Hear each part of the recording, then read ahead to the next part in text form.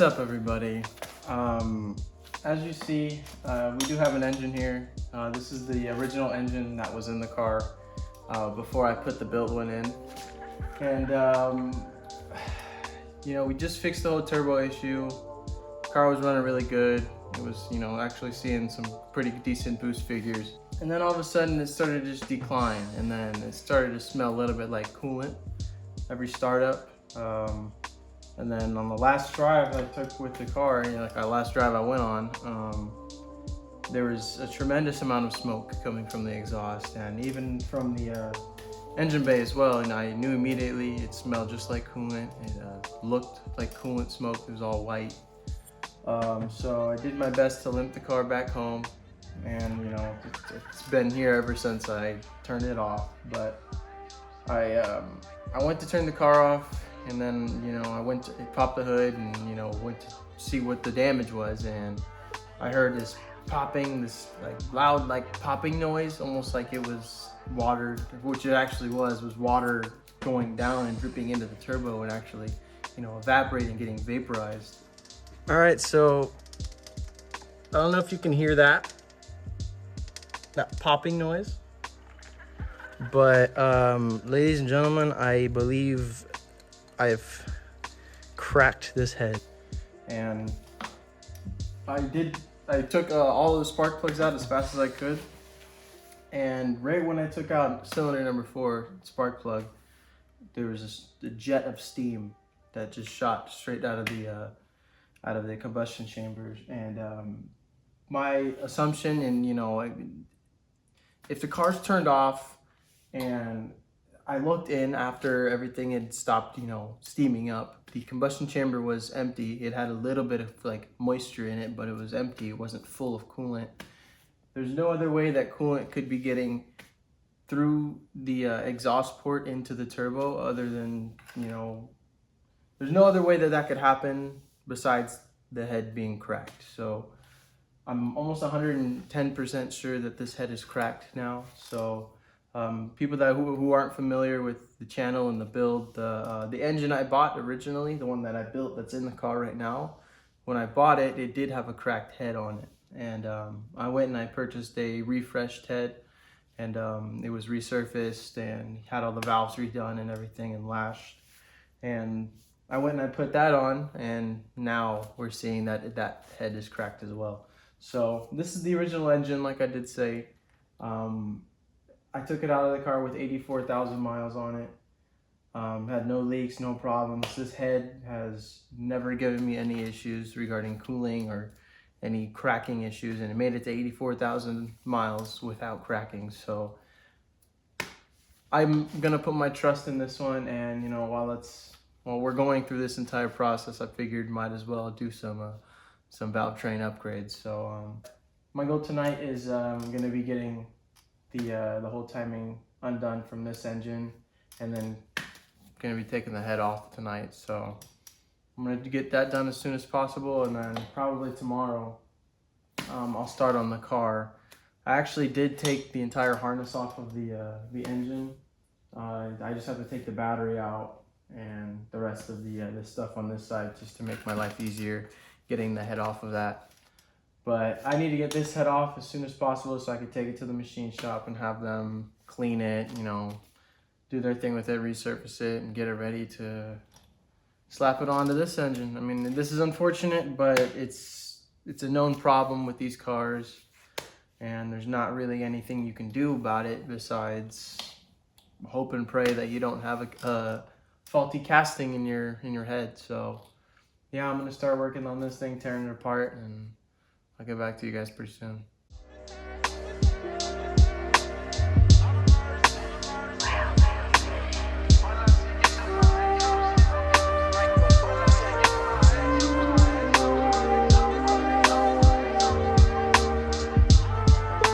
So yeah, this engine actually had 84,000 miles on it, and this is the first time it's ever been opened.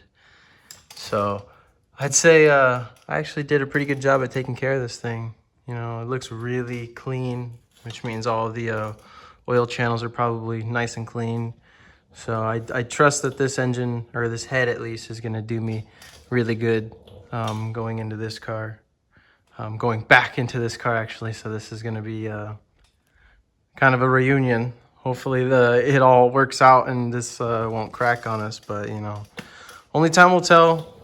That head actually had a lot of material taken off of it when it was resurfaced. It was about 9 thousandths of material, so maybe that could have had something to do with it, but regardless, the exhaust port did crack, and we're gonna see what we can do with this one. Let's see if we can slap it in and make some actual power and actually see some good numbers. People don't know, these are actually what time this engine. They're called friction washers or diamond washers, and they go in between all the friction points. Like, see, there's no keyway on this crank, and this is exact same with the cams as well. So you have to replace these bolts every time you remove them because they're one-time use, unless you get the ARPs, which I did for this one. So I'll be able to reuse these ones, and then I did the same for the crank bolt because these are one-time use as well. And yeah, that's how you time this stuff, is these little washers here.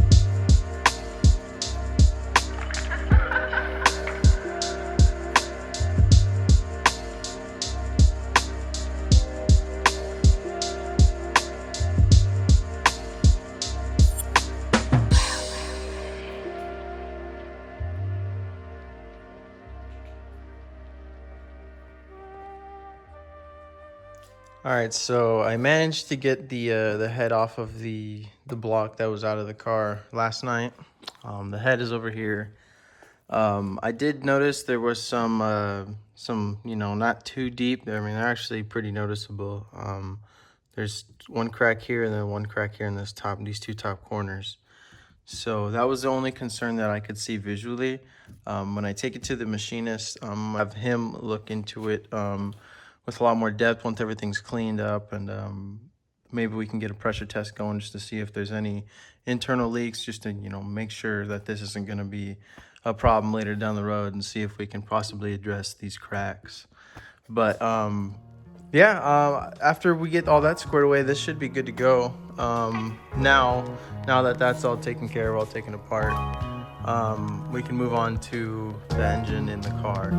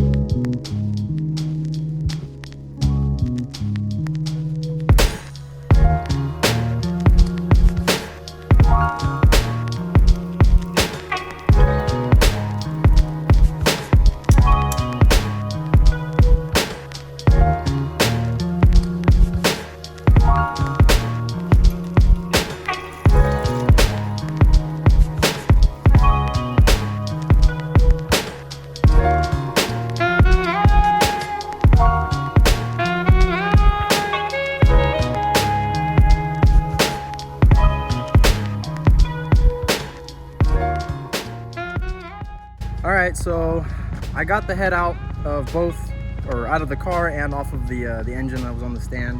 And now I'm headed to machine shop with my friend Max. I don't know if you guys have seen Max before, but we're gonna do a separate video with him and go over his car because his car is freaking insane. So besides that, we're gonna go to Chino right now. We're going to, what is it? S-Slinger Motorsports? S-Stunger. And supposedly they're the best EcoBoost guys around, so we're gonna trust them with their work, and you know, hopefully we can get some stuff done. And while we're there, I figured might as well go big or go home.